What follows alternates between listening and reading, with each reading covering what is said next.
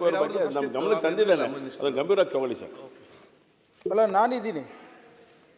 Wait, ಅವ್ರು number 2 ಹೆಸರು ಆಗ ವಿಠಲ್ ತಗೊಂಡಿಬ್ಬ ನಿಮ್ದು ಮೈಕ್ ಆನ್ ಮಾಡಿ. 1550 ಚುಕ್ಕೆ ಗುರುತಿನ ಪ್ರಶ್ನೆಯನ್ನು ನಾನು ಉಪಮುಖ್ಯಮಂತ್ರಿಗಳಿಗೆ ಕೇಳಲು ಬಯಸುತ್ತೇನೆ. ಅಧ್ಯಕ್ಷರೇ, ಉತ್ತರವನ್ನು ಒದಗಿಸಲಾಗಿದೆ. ಉತ್ತರವನ್ನು ಒದಗಿಸಿದ್ದಾರೆ, ಸರಿ ಇದೆ. ಆದರೆ ನಾನು ಕೇಳಿದ್ದು ಏತ ನೀರಾವರಿ 2 ಹಂತದಲ್ಲಿ ಆಗಬೇಕಾಗಿತ್ತು. ಇದು ಮೊದಲನೇ ಹಂತದ ಉತ್ತರ ಬಂದಿದೆ, ಆದರೆ 2ನೇ ಹಂತದ ಉತ್ತರ ಬಂದಿಲ್ಲ ಸರ್.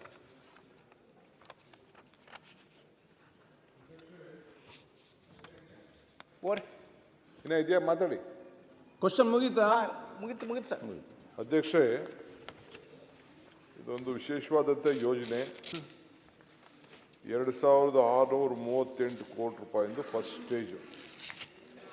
ಈಗಾಗಲೇ ಕೆಲಸ ಎಲ್ಲ ಪ್ರಾರಂಭ ಆಗಿದೆ. ಇದು ಹೊರ್ತಿ ರೇವಣಸಿದ್ದೇಶ್ವರ ಏತ ನೀರಾವರಿ ಆಲ್ಮಟ್ಟಿ ಜಲಾಶಯದ ಹಿನ್ನೀರು ಬ್ಯಾಕ್ ವಾಟರ್ 3.24 TMC 2638 ಕೋಟಿ ರೂಪಾಯಿ. ಸೊ ಈಗಾಗಲೇ ಕೆಲಸ ಕೂಡ ನಡೀತಾ ಇದೆ. ಸೊ 6000 ಕೋಟಿ ರೂಪಾಯಿಗೆ 6000 ಹೆಕ್ಟೇರ್ಗೆ ಕೆಲಸ ನಡೀತಾ ಇದೆ. ಇಲ್ಲಿ ಫೇಸ್ 2 ಬಗ್ಗೆ ಅವರು ಕೇಳ್ತಾ ಇದ್ದಾರೆ. ಅದು the project which is benefiting about 10,000 ಹೆಕ್ಟೇರ್ಸ್ಗೆ ಇವ್ರ ಕಾನ್ಸ್ಟಿಟ್ಯೂನ್ಸಿಲಿ ಕೇಳ್ತಾ ಇದ್ದಾರೆ. ಇದು ಪಕ್ಕದ ಕಾನ್ಸ್ಟಿಟ್ಯೂನ್ಸಿದು. ಇದಕ್ಕೆ 2.5 TMC ನೀರು ಬೇಕು. ಇದಕ್ಕೆ ಅಪ್ರೂವಲ್ ಕೊಡಿ ಅಂತ ಕೇಳ್ತಾ ಇದ್ದಾರೆ. ಇಲ್ಲೇನಾಗಿದೆ ಅಂತಂದರೆ, ಈ ವಾಟರ್ ಅವೈಲಬಿಲಿಟಿ ಭಾಳ ಮುಖ್ಯ. ನೀರು ಇದೆಯಾ ಇಲ್ಲ ಅನ್ನೋದು, ಅದ್ರ ಬಗ್ಗೆ ನಾವು ಸೋರ್ಸ್ ಮಾಡ್ತಾ ಇದ್ದೀವಿ. ನೀರಿಲ್ಲದೆ ಹೆಂಗೆ ಕೆಲಸ ತಗೊಳ್ಳೋದು? ಈಗ ನಮಗೆ ತಮಗೂ ಎಲ್ಲ ಗೊತ್ತಿದೆ, ಈಗ ನಮಗೆ ನೋಟಿಫಿಕೇಶನ್ ಆಗಿಲ್ಲ, ಗೆಜೆಟ್ ನೋಟಿಫಿಕೇಶನ್ ಆಗಿಲ್ಲ, ರೈಸ್ ಮಾಡೋಕ್ಕೂ ಆಗ್ತಾಯಿಲ್ಲ. ಸೊ ಅದಕ್ಕೆಲ್ಲ ನಾವೆಲ್ಲ ಫೀಸಿಬಿಲಿಟಿ ಎಲ್ಲ ನೋಡ್ತಾ ಇದ್ದೀವಿ. ಇವರಿಗೆ ಈ ಕೆಲಸ ಮಾಡಿಕೊಡ್ಬೇಕು ಅಂತೇಳಿ ನಮ್ಗೆ ಆಸಕ್ತಿ ಇದೆ. ಇದು 21,730 ಹೆಕ್ಟೇರ್ಗೆ ಇದು ಅನುಕೂಲ ಆಗ್ತದೆ. ಇವರು ಒಳ್ಳೆ ಯೋಜನೆ ಕೇಳ್ತಾ ಇದ್ದಾರೆ. ಪಕ್ಕದಲ್ಲೇ ಇದೆ, 40 ಕಿಲೋಮೀಟ್ರ್ ಅಪ್ಸ್ಟ್ರೀಮಲ್ಲಿ ಇದೆ ಇದು ಆಲ್ಮಟ್ಟಿ ಡ್ಯಾಮು ಇಂದ. ಸೊ ಇದನ್ನು ನೀರಿಂದು ಪರಿಶೀಲನೆ ಆದಮೇಲೆ ನಾವು ಕೆಲಸ ತೆಗೆದುಕೊಳ್ತೇವೆ. ಆಮೇಲೆ ಅವ್ರಿಗೂ ಗೊತ್ತಿದೆ, ಇವ್ರದ್ದೆಲ್ಲ ಹೋರಾಟದಿಂದ ಇವತ್ತು ನಾವು ಲ್ಯಾಂಡ್ ಅಕ್ವಿಷನ್ಸ್ಗೆ ಈ ಥರ್ಡ್ ಸ್ಟೇಜ್ ವಿಚಾರಕ್ಕೆ ಈಗಾಗಲೇ ಒಂದು ದೊಡ್ಡ ಡಿಸಿಷನ್ ತೊಗೊಬಿಟ್ಟಿದ್ದೀವಿ. ಸೆಂಟ್ರಲ್ ಗೌರ್ಮೆಂಟ್ ಮೇಲೂ ಕೂಡ ಇದು ನೋಟಿಫಿಕೇಶನ್ ಆಗಬೇಕು ಅಂತ ಹೇಳಿದ್ದೀವಿ. ಸೊ ಆದ ತಕ್ಷಣ ಖಂಡಿತ ಇವ್ರ ಕ್ಷೇತ್ರದಲ್ಲಿ ಆಗಲೇ ಬೇಕಾದಷ್ಟು ಪ್ರಾಜೆಕ್ಟ್ಸ್ ತೊಗೊಂಡಿದ್ದೀವಿ. ಇದನ್ನು ಕೂಡ ಮುಂದಕ್ಕೆ ನೀರು ಬಂದ ತಕ್ಷಣ, ನೀರು ಅವೈಲಬಿಲಿಟಿ ಆದ ತಕ್ಷಣ ತೆಗೆದುಕೊಳ್ತೇವೆ.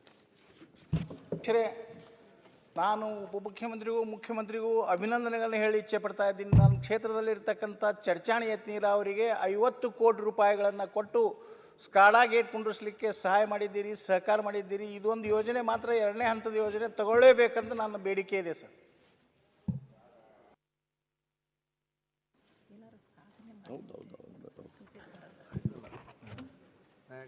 ಯಶರಂಗನಾಥ್ ಮುಖ್ಯಮಂತ್ರಿ ಬರ್ತಾರೆ ಈಗ. ಸರ್ ಆಯ್ತು, ಮುಖ್ಯಮಂತ್ರಿ ಸಾಹೇಬರು ಬರಬೇಕು. ಸೋಮಶೇಖರ್ ಎಸ್ಟಿ. ಸನ್ಮಾನ್ಯ ಅಧ್ಯಕ್ಷರೇ, ಚುಕ್ಕಿ ಗುರುತಿನ 1592ನೇ ಕ್ವಶನ್ನ ನಿಮ್ಮ ಮುಖಾಂತರ ಉಪಮುಖ್ಯಮಂತ್ರಿಗಳಿಗೆ ಕೇಳಲಿಕ್ಕೆ ಬಯಸ್ತೇನೆ. ಅಧ್ಯಕ್ಷರೇ, ಉತ್ತರವನ್ನು ಒದಗಿಸಲಾಗಿದೆ. ಅಧ್ಯಕ್ಷರೇ, ಉತ್ತರ ಕೊಟ್ಟಿದ್ದಾರೆ. ಭಾಳ ನಾಜೂಕಾಗಿ ಉಪಮುಖ್ಯಮಂತ್ರಿಗಳ ಕೈಲಿ ಉತ್ತರವನ್ನು ಭಾಳ ಸೊಗಸಾಗಿ ಕೊಡಿಸಿದ್ದಾರೆ. ಸನ್ಮಾನ್ಯ ಅಧ್ಯಕ್ಷರೇ, ನನ್ನ ಕ್ಷೇತ್ರದಲ್ಲಿ ಸುಮಾರು 150 ಕೋಟಿ ಅನುದಾನವನ್ನು ಉಪಮುಖ್ಯಮಂತ್ರಿಗಳು ಕೊಟ್ಟಿದ್ದಾರೆ. ಉಪಮುಖ್ಯಮಂತ್ರಿಗಳು ಬಂದಂಥ ಸ್ಪಾಟ್ ಇನ್ಸ್ಪೆಕ್ಷನ್ ಬಂದಂಥ ಸಮಯದಲ್ಲಿ ಎಲ್ಲ ರಸ್ತೆಗಳು ಕೂಡ ವೈಟ್ ಟಾಪಿಂಗ್ ನಂಬರ್ 1 ಆಗಿ ಕೆಲಸ ಕೂಡ ಕಂಪ್ಲೀಟ್ ಆಗಿದೆ. ಕೆಲಸ ಆದಂಥ ಎಲ್ಲ ಕಾಮಗಾರಿಗಳು ಕೂಡ ನಾನೇ ಅದನ್ನು ಲೋಕಾರ್ಪಣೆ ಕೂಡ ಮಾಡಿದ್ದೇವೆ. ಅದು ಇದು 3 ರೋಡು ಸನ್ಮಾನ್ಯ ಅಧ್ಯಕ್ಷರೇ.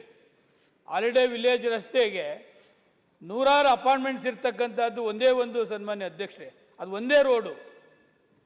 ಈ ಕಾಂಟ್ರಾಕ್ಟ್ ಏನು ಮಾಡ್ತಾರೆ, ಹೋದ ಸಾರಿ ಒಂದು ಅಸೆಂಬ್ಲಿಲಿ ಗಮನ ಸೆಳೆದು ಹಾಕಿದ್ದೆ, ಅವಾಗ ಒಂದು 3 ದಿವಸ ಕೆಲಸ ಮಾಡ್ತಾರೆ ಸನ್ಮಾನ್ಯ ಅಧ್ಯಕ್ಷರೇ. ಈಗ ಹೋದ ಸಾರಿ ನಾನು ಧರಣಿ ಕುತ್ಕೋತೀನಿ ಅಂತ ಒಂದು ಲೆಟರ್ ಹಾಕಿದ್ದೆ, 1 ವಾರ ಕೆಲಸ ಮಾಡಿದ್ದಾರೆ ಅಧ್ಯಕ್ಷರೇ. ತಿರ್ಗಾ ಮತ್ತೆ ನಿಲ್ಲಿಸ್ತಾನೆ. ಇವತ್ತು ಸ್ಟಾರ್ ಕ್ವಶನ್ ಆಗಿದೆ ಅಂತ ಅಧಿಕಾರಿಗಳು ಹೇಳಿರಬೇಕು. ನಿನ್ನೆ ರಾತ್ರಿ ಅರ್ಧ ದಿವಸ ಕೆಲಸ ಮಾಡಿದ್ದಾರೆ ಸನ್ಮಾನ್ಯ ಅಧ್ಯಕ್ಷರೇ. ಈಗ ಸರ್ಕಾರದ ತಪ್ಪಿಲ್ಲ, ಶಾಸಕರದ್ದು ತಪ್ಪಿಲ್ಲ ಸನ್ಮಾನ್ಯ ಅಧ್ಯಕ್ಷರೇ. ಇರೋತಕ್ಕಂಥ ಅಪಾರ್ಟ್ಮೆಂಟ್ಸಲ್ಲಿ ಇರತಕ್ಕಂಥ ಎಲ್ಲ ಹೊರನಾಡೋರು ಪ್ರತಿ ದಿವಸ ಮೊಬೈಲಲ್ಲಿ ಸರ್ಕಾರನ ಟಾರ್ಗೆಟ್ ಮಾಡ್ತಾರೆ, GBA ಅಧಿಕಾರಿಗಳನ್ನ ಟಾರ್ಗೆಟ್ ಮಾಡ್ತಾರೆ, ಶಾಸಕರು ಎಲ್ಲಿದ್ದೀರಿ ಅಂತ ಟಾರ್ಗೆಟ್ ಮಾಡ್ತಾರೆ. ಸರ್ಕಾರ ಹಣ ಬಿಡುಗಡೆ ಆಗಿದೆ ಸನ್ಮಾನ್ಯ ಅಧ್ಯಕ್ಷರೇ, 50 ಕೋಟಿ 1 ವರ್ಷ ಆಗಿದೆ. ನಾನು ಹಲವಾರು ಬಾರಿ ಅಧಿಕಾರಿಗಳು ಮನೆ ಮಾಡಿದ್ದೀನಿ, ಇಂಥ ಕಾಂಟ್ರಾಕ್ಟ್ರನ್ನ ಬ್ಯಾಕ್ ಲಿಸ್ಟ್ಗೆ ಹಾಕಿ ಬೇರೆ ಕಾರಣಕ್ಕೆ ಕ್ಯಾನ್ಸಲ್ ಮಾಡಿ ಬೇರೆಯವ್ರ ಕಡೆ ಕೊಡಿ ಅಂತೇಳಿ. ಸರ್ಕಾರದ ತಪ್ಪಿಲ್ಲ, ಅಧಿಕಾರದ ತಪ್ಪಿಲ್ಲ, ನಮ್ಮದು ತಪ್ಪಿಲ್ಲ. ಯಾರೋ ಕಾಂಟ್ರಾಕ್ಟ್ ಮಾಡೋ ತಪ್ಪಿಗೆ ನಾವ್ಯಾಕೆ ಸೋಷಿಯಲ್ ಮೀಡಿಯಾದಲ್ಲಿ ಈ ಅಪಾದನೆ ಹೊರಬೇಕು ಸನ್ಮಾನ್ಯ ಅಧ್ಯಕ್ಷರೇ? ಅದಕ್ಕೆ ಉಪಮುಖ್ಯಮಂತ್ರಿಗಳು ತಮ್ಮ ಮುಖಾಂತರ ಕೇಳ್ತಾ ಇದ್ದೀನಿ, ಇಷ್ಟು ಅನುದಾನ ಕೊಟ್ಟಿದ್ದೀರಿ, ಒಬ್ಬ ಕಾಂಟ್ರಾಕ್ಟ್ ಮಾಡೋ ತಪ್ಪಿಗೆ ನಾವ್ಯಾಕೆ ಅದಕ್ಕೆ ಹೊಣೆ ಆಗಬೇಕು ಅಂತಕ್ಕಂಥದ್ದು ಒಂದು. 6 ವರ್ಷ ಆಗಿದೆ, ಇನ್ನೊಂದು ಉತ್ತರಳ್ಳಿ ರೋಡ್ ಅದನ್ನು ಸೇರಿಸಿಲ್ಲ ಸನ್ಮಾನ್ಯ ಉಪಮುಖ್ಯಮಂತ್ರಿಗಳೇ. ತಾವು ಈಗಲಾದರೂ ಅಧಿಕಾರಿಗಳಿಗೆ ಡೈರೆಕ್ಷನ್ ಮಾಡಿ 1 ತಿಂಗಳಿನಲ್ಲಿ ಈ ವರ್ಕ್ ಕಂಪ್ಲೀಟ್ ಆಗ್ಬೋದು ಸನ್ಮಾನ್ಯ ಅಧ್ಯಕ್ಷರೇ.